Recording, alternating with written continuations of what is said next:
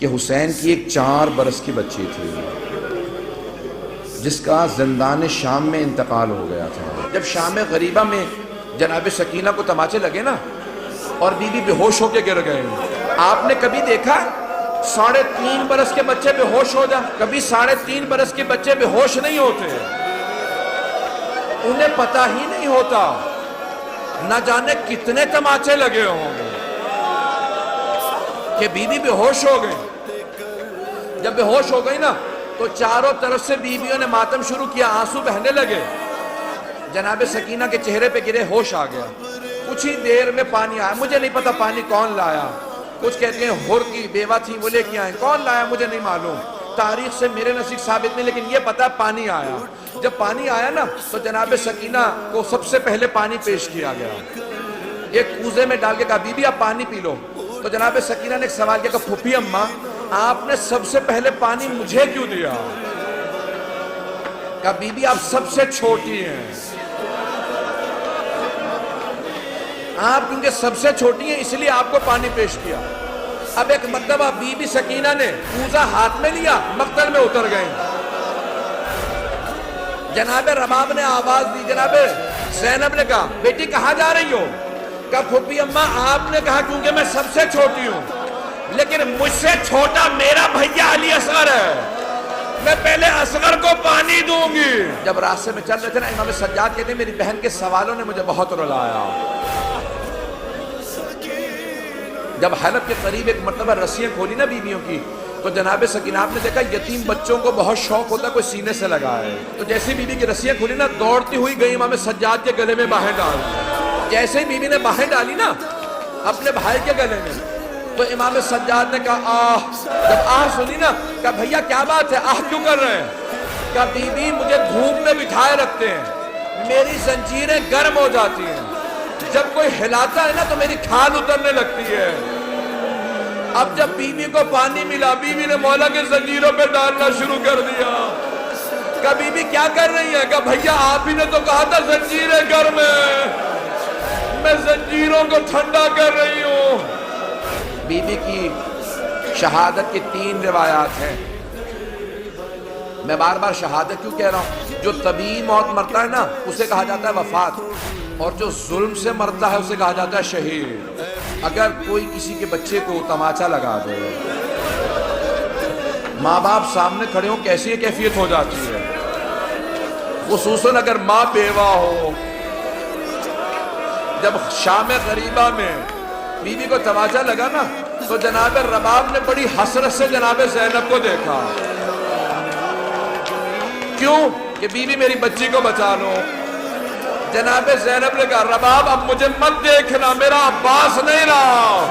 اب سے تقریباً 100 برس پہلے سید محسن الامین العاملی نے اعیان الشیعہ میں لکھا، سید ابراہیم دمشقی بہت بڑے عالم دین تھے، ان کی 3 یا صرف 4 بیٹیاں ہی بیٹیاں تھیں، 68 برس کے تھے، 70 سے 2 کم۔ ان کی بڑی بیٹی نے کہا کہ بابا میں نے رات خواب میں دیکھا ہے بی بی سکینہ آئی ہے، کہتی میری قبر میں پانی آ گیا، اپنے بابا سے کہو کہ میری قبر سے پانی نکال دیں۔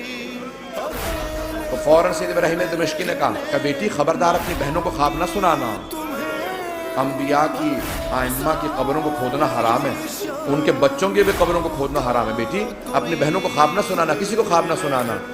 دوسرے دن دوسری بیٹی نے کہا بابا میں نے اس طرح سے خواب دیکھا ہے، ایک چھوٹی سی بچی ہے وہ میرے خواب میں کہہ رہی تھی اپنے بابا سے کہوں میری قبر میں پانی آ گیا، میری قبر کو تعمیر کی ضرورت ہے۔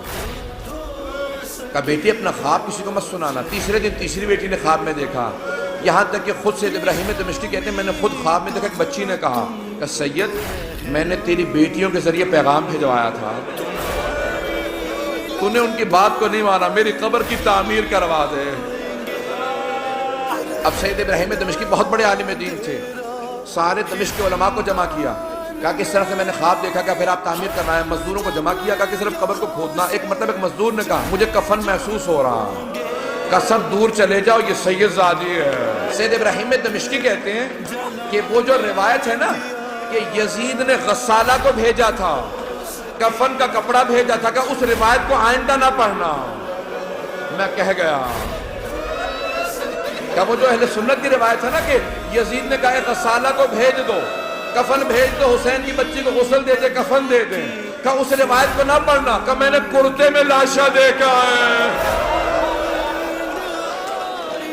کہ میں نے کرتے میں دیکھا، کہ کانوں میں زخم تھے، کہ ہاتھوں میں نشان تھے رسیوں کے۔ آیت اللہ اشتہار نے جو جملے لکھے ہیں، کہ ایک مرتبہ شام کے زندان میں بہت تاریکی تھی، رات کو جناب سکینہ نے خواب دیکھا، خواب میں اپنے بابا حسین کو دیکھا، ایک رو کے جملہ کہا بابا اب مجھے چھوڑ کے مت جانا، بابا شمر نے مجھے بڑے تماچے مارے، بابا میں مسلسل چچا عباس کو پکارتی رہی، میں نے بہت کہا امو میری مدد کو، بابا اب مجھے ساتھ لے جاؤ، میں جینا نہیں چاہتی۔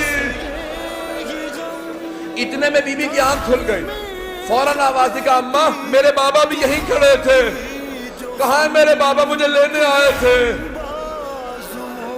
سوگنامہ محمد میں آیت اللہ اشتہار کہتے ہیں ساری بیویاں رونے لگی، جب بی بی نے اپنا خواب سنا ہے نا، سب بیویاں بلند آواز سے رونے لگی۔ کہ ایک مرتبہ یزید نے آواز سنی، اٹھ گیا، کہ کیا بات ہے، یہ کیوں رو رہی ہیں، مجھے آرام کیوں نہیں کرنے دے رہے؟ کہ ایک بچی ہے بار بار کہتی مجھے اپنے بابا کے پاس جانا۔ کہ کون ہے اس کا باپ؟ کہ وہ حسین کی بیٹی ہے۔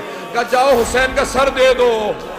ایک تشت میں سر سید الشہداء کو رکھا، اس پہ ایک کپڑا ڈالا، جب تشت لائے ساتھ میں ایک مشل تھی، ایک چراغ تھا، بی بی نے ایک مرتبہ مشل کو، ایک مرتبہ اس تشت کو آتے دیکھا، بی بی نے کہا مجھے کھانا نہیں چاہیے، مجھے کوئی پیاس نہیں، بھوک نہیں ہے، مجھے بابا کے پاس جانا۔ اس نے تشت سے کپڑا ہٹایا، بی بی نے بابا کے سر کو دیکھا، کہا بابا جب خیمے سے گئے تھے آپ کی رگیں کٹی ہوئی نہیں تھی، بابا میری محبت کا واسطہ میرے پاس آ جاؤ۔ ایک مرتبہ تشت سے سر اٹھا، بی بی نے آغوش میں لیا، اپنے گال کو امام حسین کے رخسار پہ رکھا، کہ بابا مجھے لے جاؤ، میں زندان میں نہیں رہنا چاہتی۔ ایک مرتبہ بیویوں نے ہلکا باندھا، رونا شروع کیا، دیکھا بچی گر گئی۔ جب بی بی گری امام سجاد نے کہا انا للہ و انا الیہ راجعون۔ عابد ادھر سکینہ لغد میں تڑپتی رہی، جب بھی یہ مادر نے رو کر کہا سکینہ چلے کر